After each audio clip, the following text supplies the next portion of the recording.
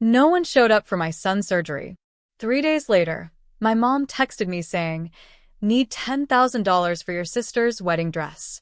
I sent her $1 with a note that said, "Buy a veil." Then I locked their access to my bank accounts. The next morning, the bank manager called. "Can you believe your own family would abandon you when your child is fighting for his life?" Only to turn around 3 days later and demand $10,000 for a wedding dress? I'm Carolyn. I'm 34, a single mom navigating a tough career in finance, and my 7-year-old son, Dylan, is my entire world. Last week, we faced every parent's nightmare when Dylan needed emergency appendix surgery.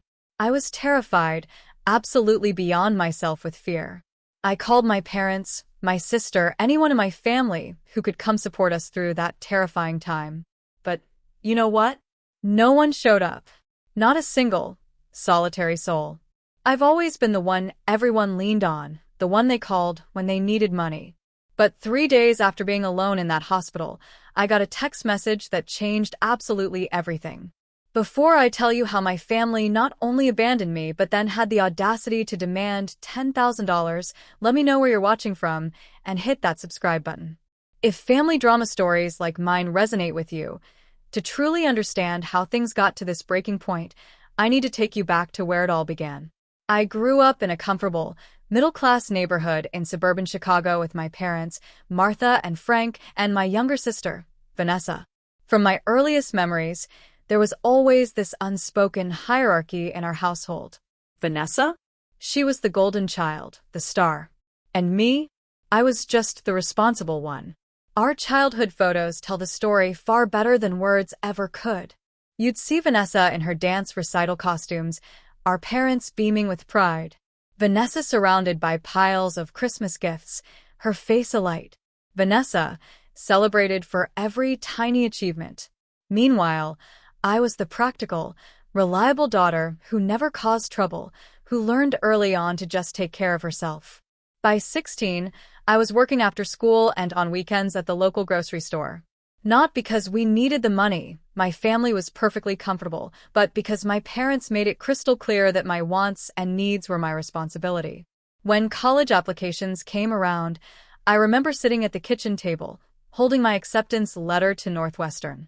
My parents exchanged nervous glances. "We just don't have that kind of money set aside for you, Carolyn," my mother said, stirring her coffee. "We always figured you'd get scholarships or go somewhere less expensive." What she didn't say, but what I understood completely, was that they were saving every cent for Vanessa, who was 2 years behind me. So I took out student loans, worked 30 hours a week all through school, and I graduated with a business degree. Meanwhile, Vanessa attended 3 different universities over 6 years, changing majors repeatedly, with our parents covering every single expense. My first job out of college was as a bank teller. I was 22, full of ambition, eager to build my career and pay down those student loans. I rented a tiny studio apartment and packed lunches every single day just to save money. I remember calling my parents, so excited to share the news about my first promotion to personal banking associate, only to have the conversation cut short. They were helping Vanessa move into yet another new apartment after she'd dropped out of college again. At 25, I met Brian. He was charming, ambitious, and seemed to appreciate my practical nature. We married after just 8 months. It was a small ceremony, and my parents complained it was too modest. We always imagined giving one of our daughters a proper wedding, my mother sighed, even though they contributed absolutely nothing to the costs. Brian and I both worked incredibly hard, and within 2 years, I was pregnant with Dylan. It was during my pregnancy that I received my biggest promotion yet, financial advisor at one of the most prestigious firms in Chicago. Brian seemed supportive at first, but after Dylan was born, things changed. He worked later and later, became easily irritated by a crying baby, and eventually admitted he just wasn't ready for fatherhood. By the time Dylan was 2, the divorce was finalized. Brian pays his child support on time, but has minimal involvement in Dylan's life. Every other weekend turned into once a month, then occasional holidays. I don't badmouth him to Dylan, but the harsh reality is that I'm raising our son almost entirely alone. Dylan, my sweet boy, is the most thoughtful, curious, and remarkably resilient child, despite his health issues. He was born with a minor heart murmur that requires regular checkups, and he's always been prone to respiratory infections. The medical bills have been substantial, but I've built a good career and I can provide for him. What I can't give him is an extended family that truly cares. Throughout all these years, a disturbing pattern emerged with my parents and sister. They rarely called to check on us, rarely visited, unless they needed something. And increasingly, what they needed was money. First, it was my parents needing help refinancing their home after they'd taken out a second mortgage, wait for it, to pay for Vanessa's latest graduate school attempt, which, predictably, she abandoned after one semester. I helped them secure a better rate and covered the closing costs. That was $5,000 I had been saving for a family vacation with Dylan. Then there was Vanessa's credit card debt, a whopping $12,000 she'd racked up buying clothes and taking weekend trips with friends. My parents called me in a panic, saying Vanessa was crying every night, terrified of debt collectors. I created a payment plan and covered the first 4 months of payments just to get her back on track. Each time, I received effusive thanks and promises that things would be different. Each time, months would pass with no contact until the next crisis emerged. Meanwhile, when I mentioned Dylan's school achievements or health concerns, I received distracted responses or quickly changed subjects. "Your sister is just going through a difficult time right now," my mother would say, whenever I expressed frustration at the one-sided relationship. "Family helps family. You're just better with money, Carolyn. It's always come easy to you." Nothing about my financial stability came easy. I worked 60-hour weeks while raising a child alone. I carefully budgeted every single dollar. I sacrificed vacations and new clothes and dinners out to build security for Dylan and myself. But in my family's narrative, I was simply lucky or naturally good with money, as if my success had just fallen from the sky rather than being earned through years of discipline and hard work. This was the family dynamic I had reluctantly accepted, the responsible daughter who would always be expected to rescue everyone else, while receiving minimal emotional support in return. I had set some boundaries over the years, but nothing, absolutely nothing, prepared me for what happened after Dylan's surgery. Last Wednesday started. Like any ordinary school day, I was making Dylan's lunch, turkey sandwich with the crusts cut off, apple slices, and a small cookie, when he came into the kitchen, clutching his stomach. "Mommy, my tummy really hurts," he said, his face pale and pinched with pain. At first, I thought it might be a stomach bug. There had been one going around his second-grade class. I felt his forehead. No fever. I gave him some water. But within 20 minutes, he was curled up on the couch, crying and saying the pain was getting worse now, concentrated on his right side. Alarm bells went off in my head. Right side, abdominal pain, appendicitis. I didn't hesitate. I called my boss to let her know I had a family emergency, scooped up Dylan, and drove straight to the emergency room. The triage nurse took one look at Dylan and immediately brought us back.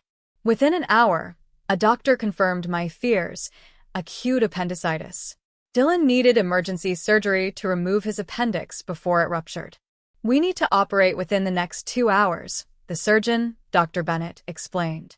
"The good news is this is a common procedure, but he'll need to stay in the hospital for at least 2 days afterward to monitor for infection." As they prepared to take Dylan for pre-op testing, I stepped into the hallway and called my mother. My hands were shaking so badly, I could barely hold the phone. "Mom," I said when she answered, my voice trembling. "Dylan has appendicitis. We're at Memorial Hospital. They're prepping him for emergency surgery right now. I'm really scared. Can you and Dad come?" There was a pause. A long, agonizing pause. "Oh, honey. Today I have my standing hair appointment at 11 o'clock, and your father was going to clean the gutters." I closed my eyes, trying to steady my breathing. "Mom, your grandson is having emergency surgery. The hair appointment can wait." "Well, let me talk to your father and see what we can do," she said, sounding put out. "What time is the surgery?" "They said within the next 2 hours. Please hurry." "We'll see what we can do, Carolyn. Don't be so dramatic. Appendectomies are routine these days." I ended the call and immediately dialed Vanessa. It went straight to voicemail. I sent a text explaining the situation and asking her to come to the hospital if she could. Then I returned to Dylan's side, forcing a calm expression I absolutely did not feel. The next few hours were a blur. Dylan was taken for surgery, and I was directed to a waiting area. I sat there, alone, watching other families support each other in groups of 2, 3, for people, husbands comforting wives, grandparents distracting siblings with games and snacks. And there I was, checking my phone every 5 minutes, hoping for some response from my family. After an hour, my mother texted, "Let us know when he's out of surgery. Your father has a backache today, so driving would be difficult." Nothing from Vanessa. A kind nurse named Janet noticed me sitting alone and brought me a cup of coffee. "Is someone coming to sit with you, Han?" she asked. I shook my head, not trusting myself to speak without crying. "Well, I'll check on you when I can," she promised, patting my shoulder. "The surgical team for appendectomies is excellent here. Your little boy is in good hands." 2 hours later, Dr. Bennett found me in the waiting room. "The surgery went perfectly," he said with a reassuring smile. "We caught it before it ruptured. Dylan is in recovery now, and you can see him in about 20 minutes. The relief was overwhelming. I thanked him profusely, then immediately texted my parents and Vanessa with the good news. My mother responded with a thumbs-up emoji. My father sent, "Great news. Tell the little guy we love him." Vanessa finally responded an hour later. "Glad he's okay." Not one of them asked if I needed anything or if they could visit. Dylan was groggy when I first saw him in recovery. His small body looked so vulnerable in the hospital bed, connected to N4 and monitoring equipment. When his eyes fluttered open and he weakly said, "Mommy," I nearly broke down. "I'm right here, sweetheart," I assured him, holding his hand. "The doctor fixed your tummy. You were so brave." He looked around the room. "Is Grandma here? Or Grandpa?" I swallowed hard. "Not right now, buddy. They sent their love, though. They're so proud of how brave you've been." "Will they come tomorrow?" he asked before drifting back to sleep. "Maybe," I said, though I already knew the answer. The next 2 days were exhausting.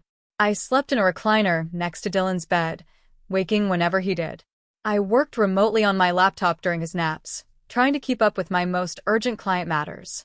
The hospital Wi-Fi was spotty, and I had to step into the hallway for client calls, constantly worrying about being away from Dylan, even for 15 minutes.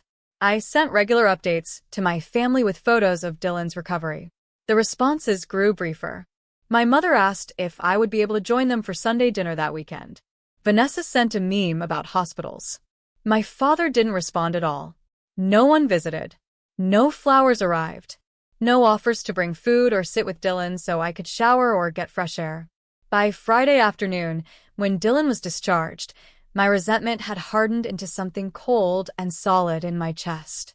As I helped my son carefully into the car, mindful of his incision site, I made a silent promise to myself. Something would have to change. At home, I settled Dylan on the couch with his favorite stuffed dinosaur and a Disney movie. I ordered pizza delivery for dinner, a special treat, and sat beside him, stroking his hair as he dozed off and on, still weak from the surgery and medication. "Mommy," he asked during a quiet moment, "are Grandma and Grandpa mad at me?" "No, sweetie," I said, my heart breaking. "Why would you think that?" "Because they didn't come see me in the hospital. Mason's grandparents brought him a teddy bear when he broke his arm." I took a deep breath. "Grandma and Grandpa love you very much. They've just been very busy. It's not your fault at all." He seemed to accept this, but I saw the hurt in his eyes. At 7 years old, he was already learning a painful lesson about our family's priorities. That night, after Dylan was asleep in his bed, I allowed myself to cry for the first time since this ordeal began. I cried for my son, who deserved so much more support than he received. I cried for myself, always giving and rarely receiving. And beneath the sadness was a simmering anger that would soon boil over in ways my family never expected. Sunday morning dawned bright and clear. Dylan was recovering well at home, moving around more comfortably, even asking for pancakes for breakfast. His appetite returning was a good sign. As I mixed the batter, my phone chimed with a text. It was from my mother. "How is Dylan feeling?" It was the first time she had initiated contact since before the surgery. I texted back, "Much better, thanks. Eating well today and moving around more easily." I set the phone down and poured batter onto the griddle. Before the first pancake had even started to bubble, my phone chimed again. I glanced at the screen and nearly dropped the spatula. "Good to hear. Listen, we need to talk about something important. Vanessa is engaged. Tyler proposed last night. She needs $10,000 for her dream wedding dress. Vera Wong. Once-in-a-lifetime opportunity. The boutique is holding it, but needs deposit by tomorrow. Can you transfer the money today? Family helps family." I stared at the message, reading it 3 times to make sure I understood correctly. My son had just had emergency surgery. No one from my family had visited or offered any meaningful support. And now, 3 days later, they wanted $10,000 for a wedding dress. I flipped the pancake, which had now burned on one side, and tried to compose myself before responding. My first instinct was to fire back an angry message, but Dylan was sitting at the kitchen island, watching me with curious eyes. "Is that Grandma?" he asked hopefully. "Yes, buddy." She says, "Hi. Your pancake is almost ready." The lie tasted bitter. I decided not to respond immediately. I served Dylan his breakfast, made sure he took his medication, and settled him in the living room with Legos. Then I returned to my phone, which had accumulated 3 more messages. From Mom. "Did you see my text about Vanessa's dress? They need an answer today." From Dad. "Your mother told you about the dress. Vanessa found the one. $10,000, I know it sounds like a lot, but this is her special day. Call us." From Mom again. "The boutique closes at 5 today. You're the only one with money to spare. We wouldn't ask if it wasn't important." I sat down at the kitchen table, a cold feeling spreading through my chest. Money to spare? After paying thousands in medical bills that my insurance didn't fully cover? After taking unpaid time off work to care for my son? My phone rang. It was my father. "Carolyn," he said without preamble when I answered. "Did you get your mother's messages about the dress?" "I did," I said carefully. "I'm a little surprised by the timing." "What does timing have to do with anything? Your sister is getting married. Tyler comes from money, and they're expecting a certain level of wedding. The dress is non-negotiable. Dad, Dylan just had surgery. I've been dealing with that alone. I have medical bills, and I've missed work. $10,000 for a dress is not something I can just pull out of thin air." He scoffed. "You work in finance. We know you make good money. This is not the time to be selfish. Vanessa never asks you for anything." I nearly choked at that blatant lie.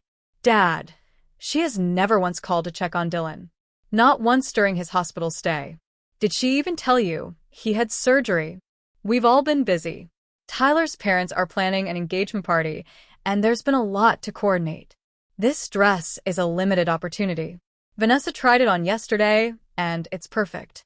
She deserves this." The conversation continued in this vein for several minutes. My father dismissed every concern I raised, repeatedly emphasizing family obligation and Vanessa's once-in-a-lifetime event. After hanging up, I received a call from my mother.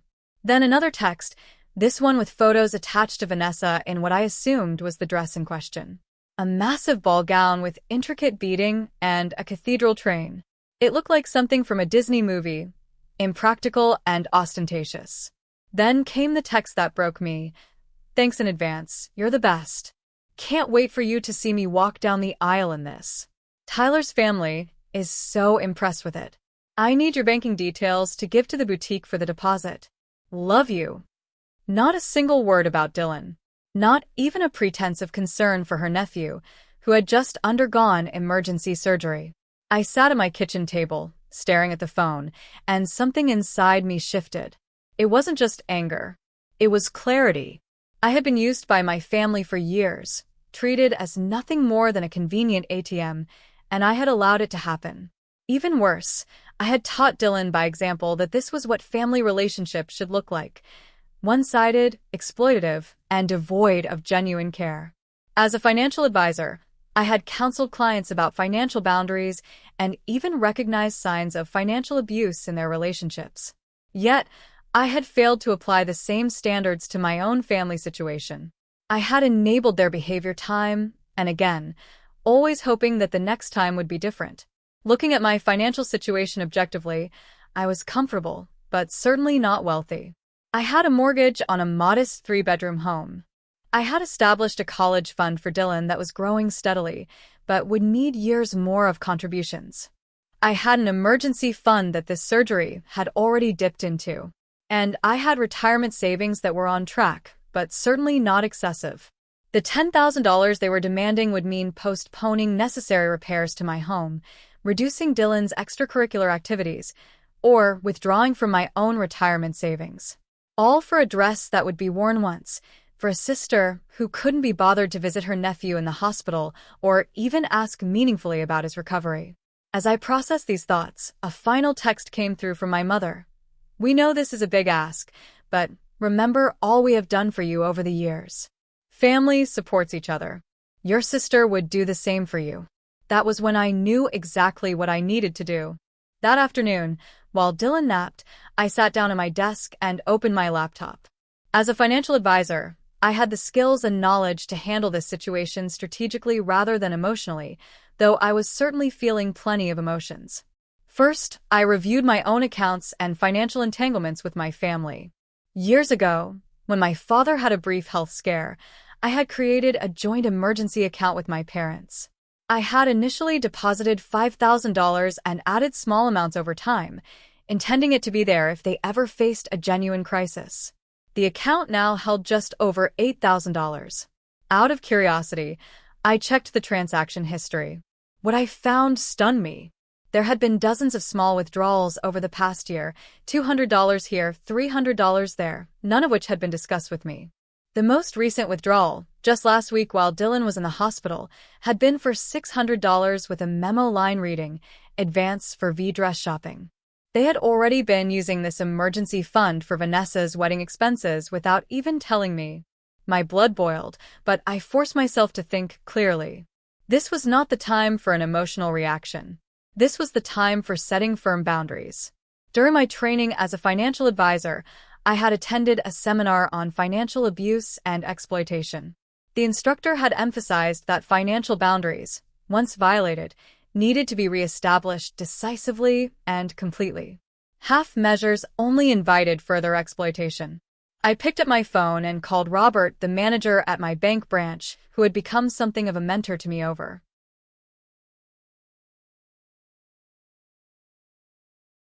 the years. "Carolyn," he greeted me warmly. "How is Dylan doing? I heard about his appendix." At least someone had been paying attention to my family crisis. I updated him briefly on Dylan's recovery, then explained why I was calling. "I need to make some changes to my accounts, particularly regarding authorized access. And I'd like your advice on the best way to handle this situation." I laid out the basics: the joint emergency account, the unauthorized withdrawals, and the current demand for $10,000. Robert listened without interrupting. "Unfortunately, this type of family financial entanglement is more common than you might think," he said when I finished. "The good news is we can take steps immediately to protect your assets." With Robert's guidance, I spent the next hour creating a comprehensive plan. First, I would freeze the joint emergency account so no further withdrawals could be made without my in-person authorization. Second, I would establish a new, separate college fund for Dylan with ironclad protections that would make it impossible for anyone but him to access the money, and only for educational purposes. Third, I would document the history of financial requests and contributions to create a clear record of the pattern of behavior. Fourth, I would send a token response to make my position clear before they attempted to access the emergency fund again. "Are you sure about this last part?" Robert asked when I explained what I planned to do. "It might escalate the situation." "I'm sure," I said firmly. "This has been building for years. If I don't make a clear statement now, nothing will change." After ending the call with Robert, I logged into my banking app. I initiated a $1 transfer to my sister's account with a memo line that read, "By Avail. This is all you get after abandoning Dylan." Then I completed the paperwork to freeze access to the emergency account and changed all the permissions. I also transferred the remaining balance to a new account in my name only, except for $100 I left behind. I set up the new educational trust for Dylan with the strictest controls available. No one, not my parents, not Vanessa, not even me, would be able to withdraw that money for anything other than educational expenses. It was now completely protected. As I worked, I felt a strange mix of emotions. There was anger, certainly, but also a growing sense of empowerment. For years, I had accepted my assigned role in the family, the responsible one, the provider, the ATM. For the first time, I was taking control of my own financial boundaries and, by extension, my relationship with my family. I knew there would be backlash. My mother would cry and accuse me of being selfish. My father would make veiled threats about family loyalty. Vanessa would alternate between sweet-talking and vicious accusations. I had seen this pattern before, whenever I attempted even minor boundary setting. But this time would be different. This time, I had concrete protection in place. This time, I was thinking not just of myself, but of the example I was setting for Dylan. What kind of relationships did I want him to accept as normal? What kind of treatment did I want him to believe he deserved? As I finalized the last details, I heard Dylan calling for me from his bedroom. I closed my laptop, took a deep breath, and went to check on my son. Whatever storm was coming, I was prepared to weather it for both our sakes. Monday morning arrived with the predicted storm. I had just dropped Dylan off at school. He had insisted he felt well enough to go, though I made arrangements with his teacher for limited activity, and arrived at my office when my phone exploded with notifications. 6 missed calls from my mother from my father, 12 text messages from Vanessa, 2 voicemails. I settled at my desk and steeled myself before checking the first voicemail. It was my mother, her voice tearful and frantic. "Carolyn Elizabeth, what is the meaning of this $1? Is this some kind of joke? The boutique needs the deposit by noon today or Vanessa loses the dress. Call me immediately." The second voicemail was even more emotional. "I don't know what kind of game you're playing, but this is your sister's future happiness at stake. We raised you better than this. Your father is furious. Fix this mistake right now." The text messages ranged from Vanessa's initial confusion, "Hey sis, there must be some mistake with the transfer?" to sweet-talking, "Please, Carolyn, you know how much this means to me," to outright hostility, "You have always been jealous of me. If you ruin this for me, I will never forgive you." I put my phone on silent and tried to focus on work. But by 10:30, my assistant knocked on my door. "Carolyn, your mother is here. She seems very upset. Should I send her in or tell her you're in a meeting?" I sighed. I had expected this, though not quite so quickly. "Send her in, please. And Lauren, no interruptions for the next 20 minutes, regardless of what you might hear." My assistant nodded, her expression sympathetic but curious. A moment later, my mother burst into the office, her face blotchy with tears and anger. She didn't bother with a greeting.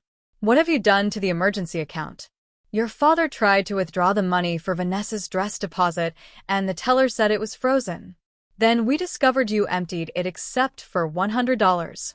This is not just your money, Carolyn." I remained seated, keeping my voice calm and professional. "That account was created by me for genuine emergencies, Mom. Not for wedding dresses. Not for the regular withdrawals you and Dad have been making without my knowledge or consent. We are your parents. We don't need your consent to use family money. It's not family money, Mom. It's my money that I earned and set aside in case you or Dad had a health crisis or some other genuine emergency. Over the past year, you have withdrawn nearly $4,000 in small amounts without once mentioning it to me." She waved her hand dismissively. "Small expenses. Nothing worth bothering you about. But this dress is important, Carolyn. The boutique will not hold it past noon. Vanessa is devastated. Dylan had emergency surgery last week," I said quietly, my voice cutting through her theatrics. "None of you bothered to visit him or offer any meaningful support. He asked me if his grandparents were mad at him because they didn't come to the hospital. For a brief moment, I saw a flicker of shame cross my mother's face, but it was quickly replaced by indignation. We were busy, and hospitals are depressing. We sent our love. A text message is not support, Mom. Being there for family during a crisis, that is support. A $10,000 wedding dress is not an emergency. My mother's voice rose, and I was grateful for my office's solid door. You have always been jealous of Vanessa, always trying to make her special moments about you. First, you refuse to help, then you send $1 as some kind of cruel joke. It was not a joke, Mom. It was a statement. I am done being the family ATM while receiving nothing but token attention in return. I have my own family to think about. Dylan. My priority is his well-being and future, not Vanessa's one-day princess fantasy. The argument escalated from there. My mother's voice grew louder until I was certain everyone in the office could hear despite the closed door. She brought up every perceived slight from childhood, accused me of ingratitude for all the sacrifices they had made for me, and eventually resorted to threats. If you do not fix this right now, you can consider yourself no longer part of this family. Something inside me went very still at those words. Is that really how you measure family, Mom? By financial transactions? Because if withdrawing financial support means I'm not family, then what does it mean that none of you provided emotional support when Dylan was in surgery? Were you already not acting like family then? She had no answer for that. Instead, she grabbed her purse and stood up. This is not over. Your father will be calling you. You have until noon to make this right. As she stormed toward the door, she turned back with a final shot. And don't bother coming to Sunday dinner anymore if this is how you treat family.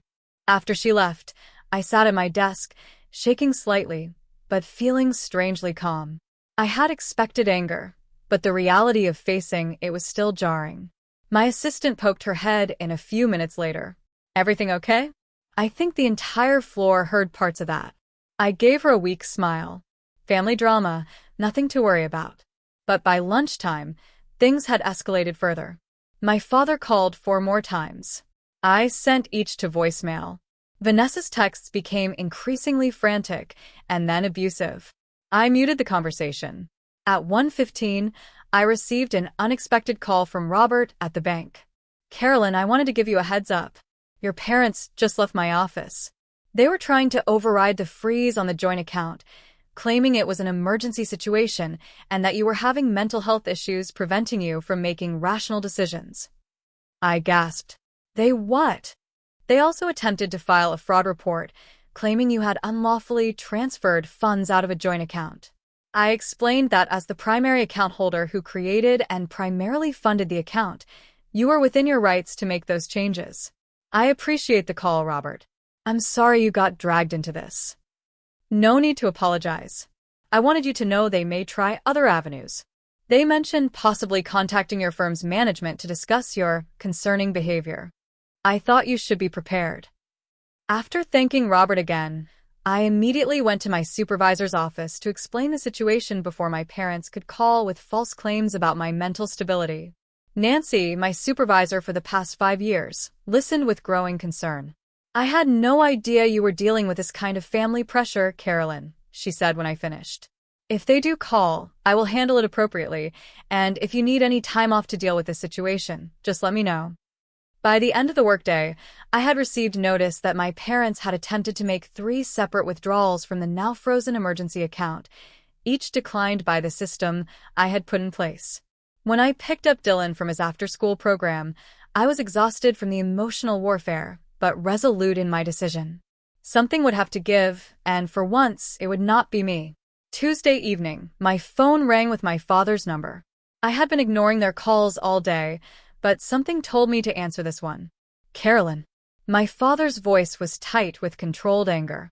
We need to have a family meeting tonight, 7 o'clock at our house. I cannot do tonight, Dad. Dylan is still recovering, and I don't want to leave him with a sitter so soon after his surgery. Then bring him. This needs to be resolved immediately. Is this about Vanessa's dress? Because my answer has not changed. This is about much more than the dress. Now you have made serious accusations and taken actions that affect this entire family."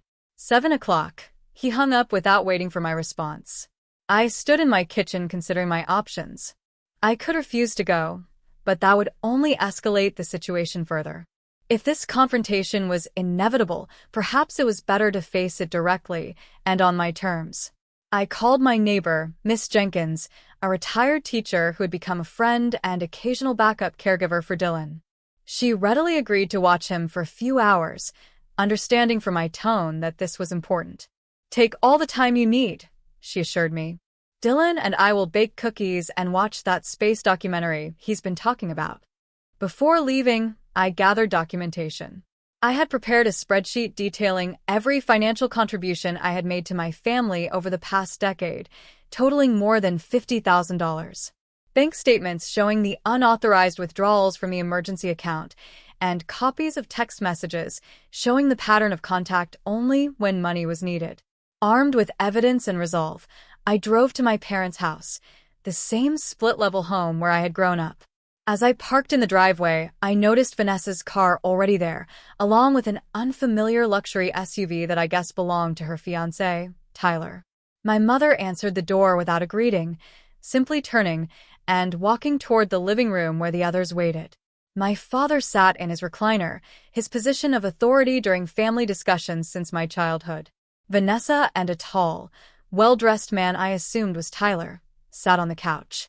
Everyone looked up as I entered, their expressions ranging from anger to discomfort. "Sit down," my father instructed, pointing to a dining chair that had been placed opposite everyone else, the hot seat. I remained standing. "Before we start, I want to be clear about something. I am here to discuss the pattern of financial and emotional exploitation that has characterized our family relationships for years. I am not here to be guilt, manipulated, or bullied into providing money for Vanessa's wedding." "Exploited?" Vanessa stood up, her face flushed. "Are you serious right now? Just because I asked for help with my wedding dress?" "This is not about just the dress, Vanessa. This is about years of one-sided support. About the fact that none of you showed up when Dylan was in surgery. And about the unauthorized withdrawals from the emergency account I established."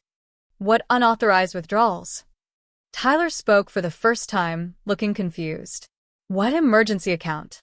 I realized in that moment that Vanessa's fiancé likely had no idea about the family's financial dynamics. This was confirmed when my mother quickly interjected. "That's not relevant to the current discussion. Tyler, we're here to talk about Carolyn's refusal to help with wedding expenses." I addressed Tyler directly. "I created an emergency fund for my parents years ago. Without my knowledge, they've been making regular withdrawals, including funds for Vanessa's wedding preparations. When I discovered this and froze the account, they tried to claim I was mentally unstable to the bank manager." Tyler's eyebrows shot up, and he turned to look at Vanessa. "Is this true? You told me your sister refused to contribute to our wedding, not that your parents were already using her money without permission." Vanessa looked trapped. "It's not like that.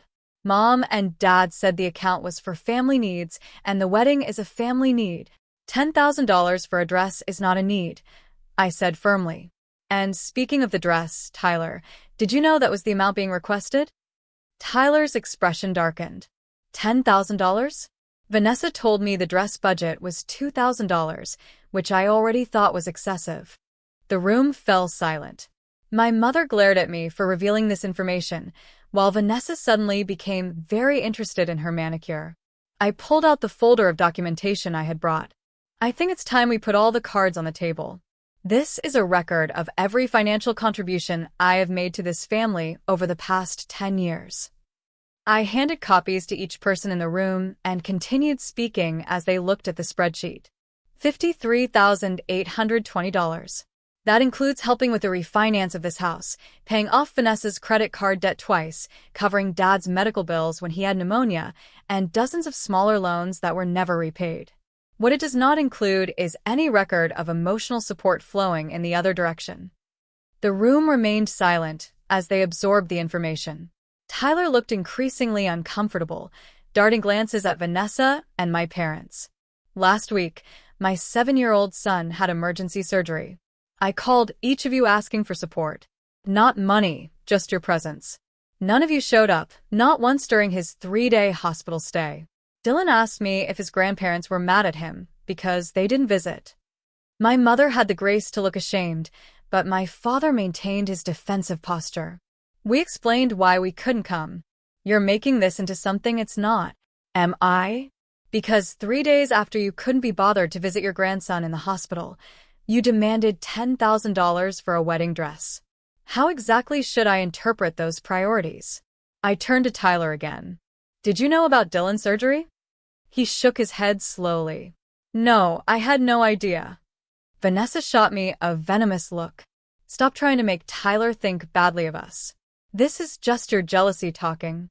You have always resented that Mom and Dad love me more. The room went deadly quiet at her outburst. The truth that had always been understood but never spoken aloud hung in the air between us. My father cleared his throat uncomfortably. Vanessa, that is not true. We love both our daughters equally.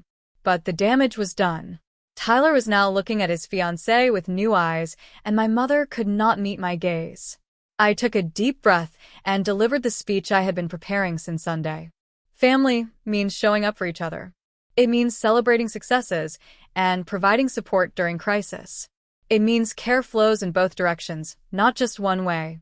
For years, I have been the one expected to give financially, emotionally, practically, while receiving token acknowledgement in return. That ends today. I am not cutting contact with this family. I am not saying I will never help in a genuine emergency, but I am establishing firm boundaries. No more financial support without genuine relationship. No more one-sided giving. No more treating me like a convenient ATM while ignoring my son. The money I have saved is for Dylan's future and our security. It is not available for designer wedding dresses or any other non-essential expenses. The emergency account will remain frozen until we have rebuilt trust, which will take time and effort on all parts. If you want a relationship with me and with Dylan, you are welcome to it, but it must be based on mutual care and respect, not financial transactions. The choice is yours. I stood up, gathering my purse and the folder of documentation. No one spoke as I walked toward the door. Just as I reached it, Tyler's voice stopped me. Carolyn, I want to apologize. I had no idea about any of this, especially about your son's surgery. For what it's worth, I think you're absolutely right about family priorities. I nodded my thanks to him, noting Vanessa's shocked expression, and left without another word. As I drove home, I felt lighter than I had in years, as if a burden I had carried so long I had forgotten it was there had finally been lifted from my shoulders. 2 months have passed since that showdown in my parents' living room, and much has changed. Dylan has fully recovered from his surgery, back to his energetic self, riding his bike and building elaborate Lego structures across his bedroom floor. The physical healing was straightforward. The emotional landscape has been more complicated. For the first 3 weeks after the confrontation, there was complete silence from my family. No calls, no texts, not even the usual social media interactions. I used that time to focus on Dylan and myself, establishing new routines and priorities, free from the constant background anxiety of anticipating the next financial request. I started seeing a therapist, Dr. Morgan, who specializes in family dynamics and boundary setting. Our weekly sessions have helped me recognize patterns I had normalized for so long. The subtle manipulation techniques, the emotional withholding, the implied obligations that were never reciprocated. What you're describing is a classic family system with rigid roles, Dr. Morgan explained during an early session. You were assigned the role of provider and fixer, while your sister was given the role of being taken care of. Breaking out of these roles threatens the entire system, which is why the backlash was so severe. With her guidance, I have been working on maintaining my boundaries while processing the grief of losing the family relationship I had always hoped for, but never truly had. It has not been easy, but it has been necessary. The financial freedom has been unexpectedly liberating. Without the constant drain of family emergencies, I've been able to plan a summer vacation for Dylan and me. Our first real vacation that was not just visiting relatives. We're going to spend a week at a beach resort with swimming pools and kids' activities. Dylan talks about it constantly. His excitement, a daily reminder that I made the right decision. I also started the home renovation project I had been postponing for years. Nothing extravagant, just updating our worn kitchen cabinets and replacing the stained carpet in the living room with hardwood floors. Creating a home that feels truly ours, not just a place we inhabit between work and school. The first crack in the family silence came 6 weeks after our confrontation. A letter arrived. Not an email or text, but an actual handwritten letter from Vanessa. I sat on my back porch with a cup of tea, steeling myself before opening it. "Dear Carolyn," it began. "Tyler and I have postponed our wedding. After our family meeting, he had a lot of questions about our financial situation and expectations. We have been having long talks about priorities and values that have not always been comfortable." She went on to acknowledge, albeit somewhat grudgingly, that she had been oblivious to Dylan's surgery and health challenges. "I realize I have not been the kind of aunt I should have been," she wrote. "I cannot change the past, but I am trying to think more about how my choices affect others." It was not exactly a profound apology, but coming from Vanessa, it was significant. She closed by saying she was not asking for anything, just opening a door to possibly rebuild some kind of relationship in the future. I wrote back a brief, polite note thanking her for the letter and expressing hope that her conversations with Tyler would lead to a stronger foundation for their marriage. I did not rush to forgive or pretend everything was resolved, but I did leave the door open a crack. A week after that exchange, a birthday card arrived for Dylan from my parents. Inside was a gift certificate to a local toy store and a note saying they would like to take him out for ice cream sometime, if that would be okay with me. No demands, no guilt trips, just a small olive branch. I showed it to Dylan, who was excited about both the gift card and the ice cream offer. "Can I see Grandma and Grandpa?" he asked, his eyes hopeful. "We'll see," I told him. "Maybe we can meet them for ice cream next weekend. Just for a little while." I am proceeding cautiously with these tentative reconnections. Dr. Morgan has helped me develop a framework for limited, controlled interactions that allow me to test whether real change is possible without exposing myself or Dylan to further harm. Meanwhile, I have been building a different kind of support system. My work friends have become more like real friends since I shared some of what I was going through. 2 colleagues and I now have a standing monthly dinner date where we take turns watching each other's children. Miss Jenkins from next door has become something of a surrogate grandmother to Dylan. She takes him gardening in her backyard and has been teaching him to bake. He proudly brought home chocolate chip cookies last week that they had made together, saving the biggest one for me. Dylan himself has shown remarkable resilience through all of this. Children are perceptive. He knew something was wrong with our family dynamics long before I explicitly addressed it. Recently, as I was tucking him in, he asked a question that caught me off guard.